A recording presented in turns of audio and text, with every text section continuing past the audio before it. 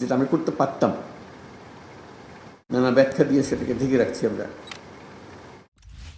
কিন্তু ভেতরে আমি জানি যে আমি পারতাম। কি হয়েছে, আমি গতের মধ্যে পড়ে গেছি। ওই যে স্বাস্থ্য উপদেষ্টা মহোদয় বললেন যে হাসপাতালে গেলাম, যেখানে যার থাকার কথা নেই, যেখানে যার করার কথা করছে না, ইত্যাদি। এটা তো কারো অপেক্ষায় না, এটা তো আছে। রিসেপশনের জায়গায় থাকবে, যাকে সাহায্য করার কথা তাকে সাহায্য করবে। এটার জন্য আইনগত ঘটনার দরকার নেই, কিছু বলতে দরকার নেই, শুধু যেটুকু নিয়ম পালন করার বিষয়। এই সম্মেলনে আমরা চেষ্টা করি ওই 25% যেটার কথা বললাম নিজেরা করে ফেলতে হবে।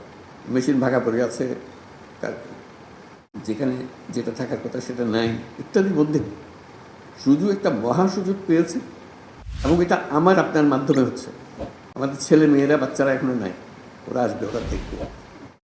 যারা আমাদের এই বয়সে বড় তারা চলে গেছে বা কর্মক্ষেত্রে নেই, আমাদের হাতে এটা এই পরিবর্তনের জোয়ার।